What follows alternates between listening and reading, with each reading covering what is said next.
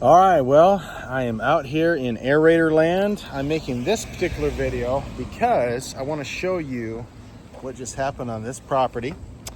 Just finished aerating it, okay? And I'm going to show you what that looks like, show you what the expectations are, and show you a couple of damage spots and what to do. And is that normal? Okay, so check it out. So I always rent these really big commercial zero turns because they have very deep tines, which is what is needed.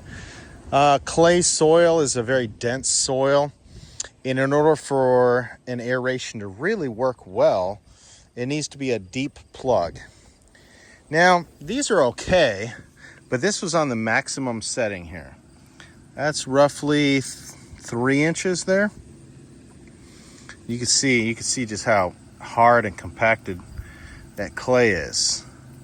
So by pulling them out of the soil, it leaves a hole. And that hole, you can stick your finger down in that hole, and that hole will hold water. And then also too, if I'm ever putting down grass seed, I love it because I know that that grass seed's gonna get down into these holes. All right, so you can see as we go along, there we go. You can see as we go along, it leaves these fingers of clay on top of the soil. We do not pick these up. You leave these on top of the ground because as rainwater hits them or as they dry out, eventually it should completely crumble and top dress that your lawn. You'll notice as the aerator comes along, from time to time, a chunk of sod will come out of the earth. Now, that isn't that anything is wrong. It's just that apparently there was a weak spot somewhere. Did it come from here? Well, then you just simply, there you go. See how that worked? Actually, it might have come from over here. Or actually, that's where it came from. Where did it go? See, I've already put it in and I can't find it now. All right, anyways. So this is very normal. This is exactly what it should look like. Whoa, stepped on a crack. All right, now over here on this side over here apparently gets a lot more water.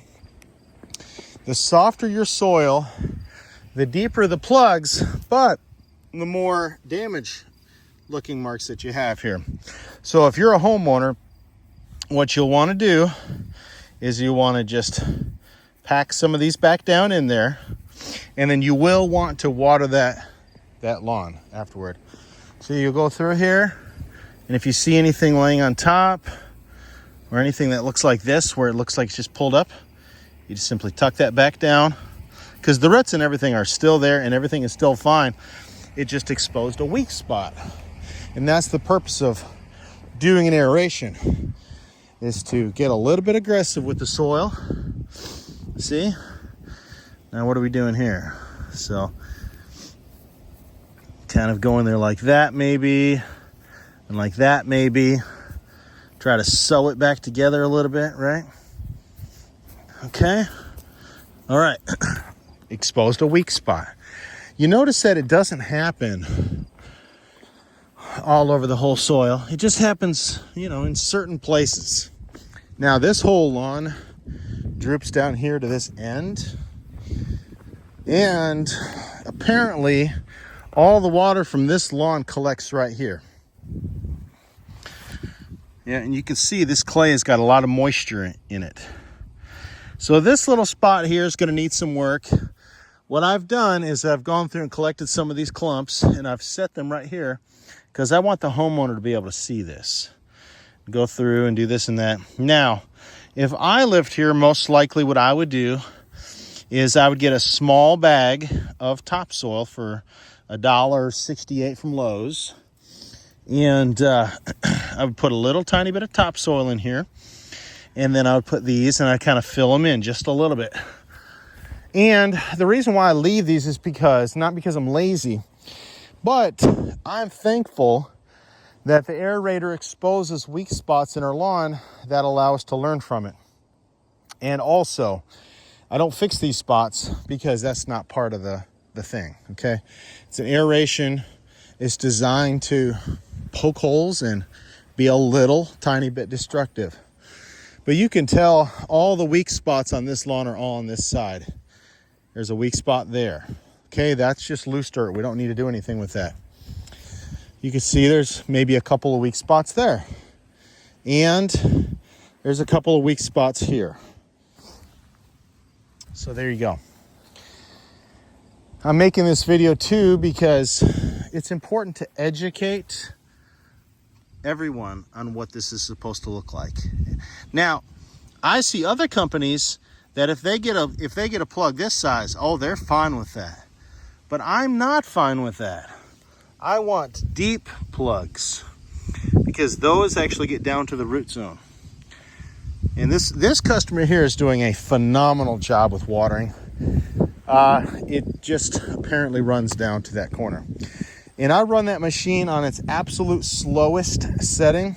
There's some clumps there that can be filled back in. But I run this machine on its absolute slowest setting because this isn't a race. You know, we don't have to go 1,000,000 miles per hour. But doing this on our lawns every single year will make these lawns get so crazy thick. It is wonderful.